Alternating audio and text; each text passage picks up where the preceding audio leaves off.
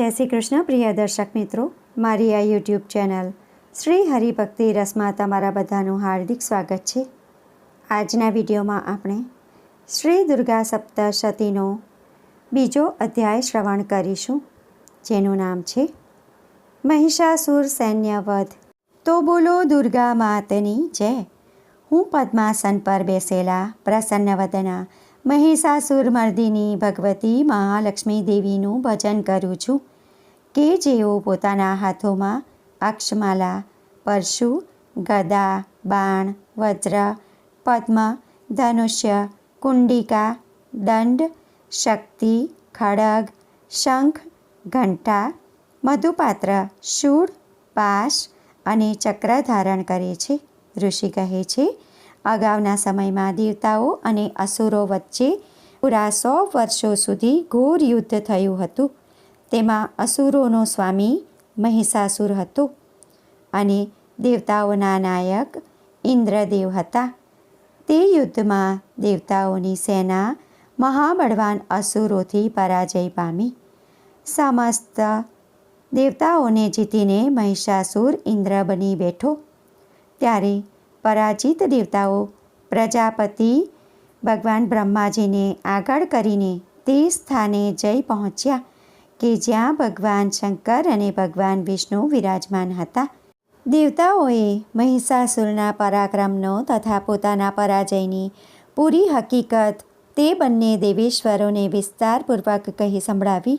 તેમણે કહ્યું, હે ભગવાન, સૂર્ય, ઇન્દ્ર, અગ્નિ, વાયુ, ચંદ્રમા, યમ, વરુણ તથા બીજા દેવતાઓનો પણ અધિકાર છીનવીને મહિષાસુર પોતે જ સૌનો અધિષ્ઠાતા બની બેઠો છે. તે દુરાત્મા અસુર મહિષે સમસ્ત દેવતાઓને સ્વર્ગમાંથી કાઢી મૂક્યા છે. તે બધા અત્યારે મનુષ્યોની જેમ પૃથ્વી પર વિચરી રહ્યા છે. દૈત્યોનું આ સઘળું અપકૃત્ય અમે તમને કહી સંભળાવ્યું. હવે અમે તમારા જ શરણમાં આવ્યા છીએ. તેમના વધનો કોઈ ઉપાય વિચારો. આ પ્રમાણેના દેવતાઓના વચન સાંભળીને ભગવાન શ્રી વિષ્ણુ અને ભગવાન શિવે દૈત્યો પર ઘણો ક્રોધ કર્યો. તેમના ભવા ચડી ગયા અને મોં કરડા થઈ ગયા. ત્યારે અત્યંત ક્રોધે ભરાયેલા ચક્રપાણી ભગવાન શ્રી વિષ્ણુના મુખમાંથી એક મહાન તેજ પ્રકટ થયું. આ જ પ્રમાણે ભગવાન બ્રહ્મા, ભગવાન શંભુ તથા ઇન્દ્રદેવ વગેરે અન્ય બીજા દેવતાઓના શરીરમાંથી પણ ઘણું પ્રબળ તેજ નીકળ્યું. તે બધા તેજ મળીને એક જ તેજ બની ગયું. મહાન તેજનો તે પુંજ એટલે કે સમૂહ જાજ્વલ્યમાન પર્વત જેવો હતો. દેવતાઓએ જોયું કે ત્યાં તેની જ્વાળાઓ સમસ્ત દિશાઓમાં વ્યાપી રહી હતી.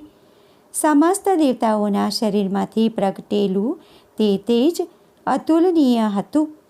એકત્રિત થવાથી તે તેજ એક સ્ત્રી રૂપમાં રૂપાંતર થઈને પોતાના પ્રકાશથી બધી દિશાઓમાં વ્યાપ્ત થઈ ગયું. ભગવાન શંકરનું તે તેજ હતું. તેનાથી તે દેવીનું મુખ પ્રગટ થયું. યમરાજના તેજથી તેમના માથે વાળ ઉગી નીકળ્યા. શ્રી વિષ્ણુ ભગવાનના તેજથી તેમની ભુજાઓ ઉત્પન્ન થઈ. ચંદ્રદેવના તેજથી 2 સ્તનોનો અને ઇન્દ્રદેવના તેજથી મધ્ય ભાગ એટલે કે કમરનો પ્રાદુર્ભાવ થયો. વરુણ દેવના તેજથી જંઘાઓ તથા પિંડીઓ અને પૃથ્વીના તેજથી નિતંબ ભાગ પ્રગટ થયો. ભગવાન બ્રહ્માના તેજથી 2 પગ અને સૂર્યદેવના તેજથી તેમની આંગળીઓ બની. વસુદેવના તેજથી હાથોની આંગળીઓ અને કુબેરદેવના તેજથી નાક પ્રકટ થયું. પ્રજાપતિના તેજથી તે દેવીના દાંત અને અગ્નિદેવના તેજથી 3 નેત્ર પ્રગટ થયા. સંધ્યાના તેજથી તેમના ભવા અને વાયુદેવના તેજથી કાન ઉત્પન્ન થયા. આ જ પ્રમાણે અન્ય બીજા દેવતાઓના તેજથી તે કલ્યાણમયી દેવીનો પ્રાદુર્ભાવ થયો. ત્યારબાદ સમસ્ત દેવતાઓના તેજપુંજથી પ્રગટેલા તે દેવીને જોઈને મહિષાસુરથી ત્રસ્ત બનેલા દેવતાઓ ઘણા પ્રસન્ન થયા. પિનાકધારી ભગવાન શ્રી શંભુ ભોળાનાથે પોતાના શૂળમાંથી એક શૂળ કાઢીને તેમને આપ્યું. પછી ભગવાન શ્રી વિષ્ણુએ પણ પોતાના ચક્રમાંથી ચક્ર ઉત્પન્ન કરીને ભગવતીને અર્પણ કર્યું. વરુણ દેવે પણ શંખ આપ્યો. અગ્નિદેવે તેમને શક્તિ આપી અને વાયુદેવે ધનુષ્ય તથા બાણ ભરેલા 2 ભાથા આપ્યા. સહસ્ત્ર આંખોવાળા દેવરાજ ઇન્દ્રે પોતાના વજ્રમાંથી વજ્ર ઉત્પન્ન કરીને આપ્યું અને ઐરાવત હાથી પરથી ઉતારીને 1 ઘંટ પણ આપ્યો. યમરાજે કાળદંડમાંથી પ્રગટ કરેલો દંડ, વરુણદેવે પાશ, પ્રજાપતિએ સ્ફટિકાક્ષ માળા અને બ્રહ્મદેવે કમંડળ આપ્યું. સૂર્યદેવે પોતાના કિરણોનું તેજ દેવીના સમસ્ત રોમ કૂપોમાં ભરી દીધું. કાળે તેમને ચમકતી ઢાલ અને તલવાર આપી. ક્ષીર સમુદ્રે ઉજ્જવળ હાર તથા ક્યારેય જીર્ણ નહીં થનારા 2 દિવ્ય વસ્ત્રો આપ્યા અને એ સાથે જ તેમણે દિવ્ય ચૂડામણી, 2 કુંડળ, કડા, ઉજ્જવળ અર્ધચંદ્ર, બધા બાહુઓ માટે કેયુર, 2 પગો માટે નિર્મળ નુપુર, ગળાની સુંદર હાંસળી અને બધી આંગળીઓમાં પહેરવા માટે રત્નોની બનેલી વીંટીઓ પણ આપી. વિશ્વકર્મા દેવે તેમને અત્યંત નિર્મળ પરશું આપ્યું. એ સાથે જ અનેક પ્રકારના અસ્ત્રો તથા અભેદ્ય કવચ આપ્યા. આ ઉપરાંત માથા અને વક્ષ સ્થળ પર પહેરવા માટે ક્યારેય નહીં કરમાતા કમળોની માળાઓ આપી. સમુદ્રએ તેમને સુંદર કમળ પુષ્પ આપ્યું. હિમાલયે સવારી માટે સિંહ અને જાત જાતના રત્નો આપ્યા. ધનાધિપતિ કુબેરદેવે મધુથી ભરેલું પાનપાત્ર આપ્યું અને સમસ્ત નાગોના રાજા શેષ નાગે કે જેઓ આ પૃથ્વીને ધારણ કરે છે તેમણે બહુમૂલ્ય મણીઓથી શોભતો નાગહાર આપ્યો. આ જ પ્રમાણે અન્ય દેવતાઓએ પણ આભૂષણો અને અસ્ત્રો શસ્ત્રો આપીને દેવીનું સન્માન કર્યું. ત્યારબાદ તેમણે વારંવાર અટ્ટહાસ્ય કરતા મોટા અવાજે ગર્જના કરી. તેમના ભયંકર અવાજથી સઘળું આકાશ ગુંજી ઉઠ્યું. દેવીએ અત્યંત મોટા અવાજે કરેલી તે સિંહ ગર્જના ક્યાંય સમાઈ શકી નહીં. તેમની આગળ આકાશ નાનું લાગવા માંડ્યું. તેમનો અત્યંત પ્રબળ પ્રતિધ્વનિ પડ્યો જેનાથી સમગ્ર વિશ્વમાં હલચલ મચી ગઈ અને સમુદ્રો કંપી ઉઠ્યા. પૃથ્વી ડોલવા લાગી અને બધા પર્વતો હાલવા લાગ્યા. તે સમયે દેવતાઓએ અત્યંત પ્રસન્નતાપૂર્વક સિંહવાહિની દેવી ભવાનીને કહ્યું, હે દેવી, તમારો જય થાવો. એ સાથે જ મહર્ષિઓએ વિનમ્ર થઈને ભક્તિભાવપૂર્વક તેમની સ્તુતિ કરી. સમસ્ત 3 લોકોને ખડબડી ઉઠેલા જોઈને દૈત્યો પોતાની સમસ્ત સેનાને કવચ વગેરેથી સુસજ્જ કરીને હાથોમાં હથિયાર લઈને એકાએક ઊભા થઈ ગયા. તે સમયે મહિષાસુર અત્યંત ક્રોધિત થઈને બોલ્યો, આ શું થઈ રહ્યું છે? પછી સમસ્ત અસુરોથી ઘેરાયેલો તે સિંહ ગર્જનાને લક્ષ્ય કરીને દોડ્યો અને આગળ જઈ પહોંચીને તેણે તે દેવીને જોયા કે જેઓ પોતાના તેજથી 3 લોકોને પ્રકાશિત કરી રહ્યા હતા. તેમના ચરણોના ભારથી પૃથ્વી દબાઈ જઈ રહી હતી. માથા પરના મુગટથી આકાશમાં તેજ રેખા અંકાઈ રહી હતી અને તેઓ પોતાના ધનુષ્યના ટંકારથી 7 પાતાળોને ખડબડાવી રહ્યા હતા. તે દેવી પોતાની હજારો ભુજાઓથી સમસ્ત દિશાઓને ઢાંકી દેતા ઊભા હતા. ત્યારબાદ તેમની સાથે દૈત્યોએ યુદ્ધ આરંભી દીધું. અનેક પ્રકારના અસ્ત્ર શસ્ત્રોના પ્રહારોથી સઘળી દિશાઓ દેદીપ્યમાન થઈ રહી. ચિક્ષુર નામનો મહાન અસુર મહિષાસુરનો સેનાપતિ હતો. તે દેવી સાથે યુદ્ધ કરવા લાગ્યો. ચામર પણ અન્ય દૈત્યોની ચતુરંગી સેનાને સાથે લઈને યુદ્ધ કરી રહ્યો હતો. ઉદગ્ર નામના મહાદૈત્યે 60,000 રથારૂઢ અસુરો સાથે આવીને ધમસાણ મચાવ્યું.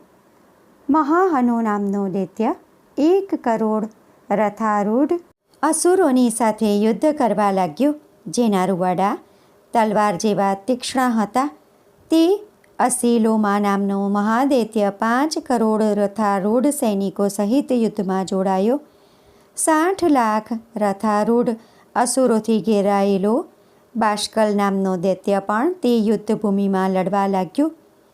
પરિવારિત નામનો દૈત્ય હાથી સવારો અને ઘોડે સવારોની અનેક ટુકડીઓ તેમજ 1 કરોડ રથારૂઢ અસુરોની સેના સાથે લઈને યુદ્ધ કરવા લાગ્યો.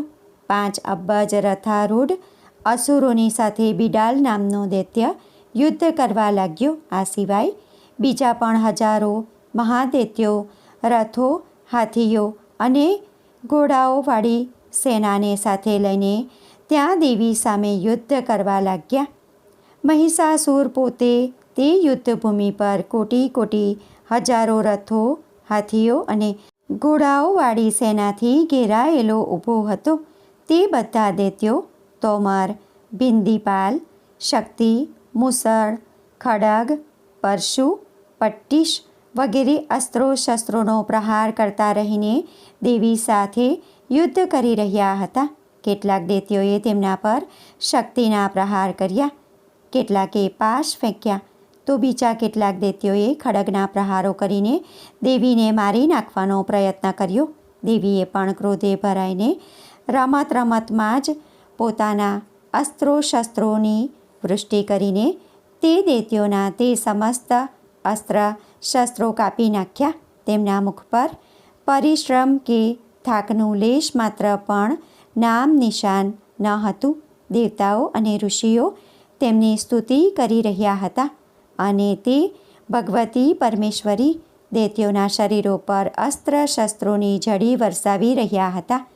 દેવીનું વાહન સિંહ પણ ક્રોધે ભરાઈને પોતાની કેશવાળી હલાવતો અસુરોની સેના વચ્ચે એવી રીતે વિચરતો હતો કે જાણે જંગલોમાં દાવાનળ ફેલાઈ રહ્યો હોય.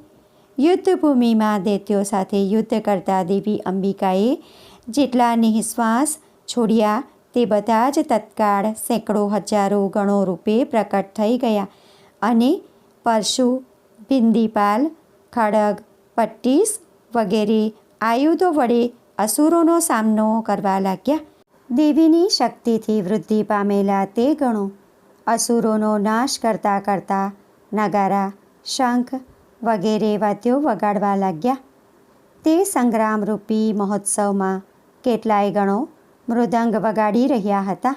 ત્યારબાદ દેવીએ ત્રિશૂલ, ગદા અને શક્તિની વર્ષા કરીને તથા ખડગ વગેરે આયુધોથી સેંકડો મહાદૈત્યોનો સંહાર કરી નાખ્યો. કેટલાકને ભયંકર ઘંટનાદથી મૂર્છિત કરીને મારી નાખ્યા. ઘણા બધા દૈત્યોને પાશથી બાંધીને ધરતી પર ઘસેડ્યા. કેટલાય દૈત્યો તેમની તીક્ષ્ણ તલવારના પ્રહારથી 2 ટુકડા થઈ ગયા. કેટલાએ ગદા પ્રહારથી ઘાયલ થઈને ધરતી પર સૂઈ ગયા. કેટલાએ મુસળના પ્રહારથી અત્યંત ઘાયલ થઈને લોહી ઓકવા લાગ્યા. કેટલાક દૈત્યો શૂળથી છાતી ફાટી જવાને કારણે ધરતી પર ઢગલો થઈને પડ્યા. તે રણભૂમિમાં બાણોના સમૂહની વર્ષાથી કેટલાય અસુરોની કમરો તૂટી ગઈ. બાજ પક્ષીની જેમ ઝપટ મારનારા દેવોને ત્રાસ આપતા દૈત્યો પોતાના પ્રાણ છોડવા લાગ્યા. કેટલાયના હાથ છિન્ન ભિન્ન થઈ ગયા. કેટલાયની ગરદનો કપાઈ ગઈ. કેટલાય દૈત્યોના માથા કપાઈને પડવા લાગ્યા. કેટલાય અસુરોના શરીર મધ્યભાગે જ ચીરાઈ ગયા. કેટલાય મહાદૈત્યો જંઘાઓ કપાઈ જવાથી પૃથ્વી પર ઢળી પડ્યા. કેટલાયને દેવીએ 1 હાથવાળા, 1 પગવાળા અને એક આંખવાળા કરીને બબ્બે ટુકડાઓમાં વહેરી નાખ્યા. કેટલાય દૈત્યો માથા કપાઈ જવા છતાં પણ પડેલા ફરી ઊભા થઈ જતા હતા અને માત્ર ધડના રૂપમાં જ સારા સારા આયુધો હાથમાં લઈને દેવી સાથે યુદ્ધ કરવા લાગતા હતા. બીજા ધડો એટલે કે માથા વિનાના શરીરો યુદ્ધવાદ્યોના લયમાં નાચતા હતા. કેટલાએ માથા વગરના ધડ, હાથોમાં ખડગ, શક્તિ અને વૃષ્ટિ લીધેલા દોડતા હતા તથા અન્ય બીજા મહાદૈત્યો થોભો ઊભા રહો કહેતા દેવીને યુદ્ધ માટે પડકારતા હતા. જ્યાં આ ભયંકર યુદ્ધ થઈ રહ્યું હતું ત્યાંની ધરતી દેવીએ નષ્ટ કરેલા રથો, હાથીઓ, ઘોડાઓ તેમજ અસુરોની લાશોથી એવી પથરાઈ ગઈ હતી કે ત્યાં ચાલવું ફરવું અસંભવ બની ગયું હતું. દૈત્યોની સેનામાં હાથીઓ, ઘોડાઓ અને અસુરોના શરીરોમાંથી એટલા વધુ પ્રમાણમાં રક્તપાત થયો હતો કે થોડી જ વારમાં ત્યાં લોહીની મોટી મોટી નદીઓ વહેવા લાગી. જગદંબાએ અસુરોની વિશાળ સેનાનો ક્ષણભરમાં નાશ કરી દીધો. બરાબર એવી જ રીતે કે જેમ ઘાસ અને લાકડાના મોટા ઢગલાને આગ થોડી જ ક્ષણોમાં ભસ્મ કરી દે છે અને તે સિંહ પણ પોતાની કેશવાળી હલાવીને જોર જોરથી ગર્જના કરતો રહીને દૈત્યોના શરીરોમાંથી જાણે તેમના પ્રાણ હરી લેતો હતો. ત્યાં દેવીના ગણોએ પણ તે મહાદૈત્યોની સાથે એવું યુદ્ધ કર્યું કે જેનાથી આકાશમાં ઊભેલા દેવતાઓ તેમના પર ઘણા સંતુષ્ટ થયા અને પુષ્પવૃષ્ટિ કરવા લાગ્યા. શ્રી માર્કંડેય પુરાણમાં સાવર્ણિક મન્વંતર કથા અંતર્ગત દેવી મહાત્મ્યમાંનો મહિષાસુર સૈન્ય વધ નામનો બીજો અધ્યાય સમાપ્ત. બોલો શ્રી દુર્ગા માતાની જય. ભક્તો, આજના વિડીયોમાં આપણે શ્રી દુર્ગા સપ્તશતીનો બીજો અધ્યાય શ્રવણ કર્યો છે. આશા કરું છું કે આજનો વિડીયો તમને પસંદ પડ્યો હશે અને ઉપયોગી લાગ્યો હશે. વિડીયો પસંદ પડ્યો હોય અને ઉપયોગી લાગ્યો હોય તો વિડીયોને લાઈક કરી બીજા લોકો સુધી વિડીયોનો પ્રચાર કરજો, જેથી બીજા લોકો પણ શ્રવણ કરી શકે અને તે પુણ્યના પણ તમે ભાગીદાર થાવ. કોમેન્ટમાં જય દુર્ગા માં જરૂરથી લખજો. ચેનલ શ્રી હરિભક્તિ રસ પર તમે નવા છો તો ચેનલને જરૂરથી સબસ્ક્રાઈબ કરી લેજો. ફરી મળીશું એક નવા વિડીયો સાથે. ત્યાં સુધી બધા ભક્તોને મારા જય શ્રી કૃષ્ણ. જય દુર્ગા માં. વિડીયો જોવા માટે ધન્યવાદ.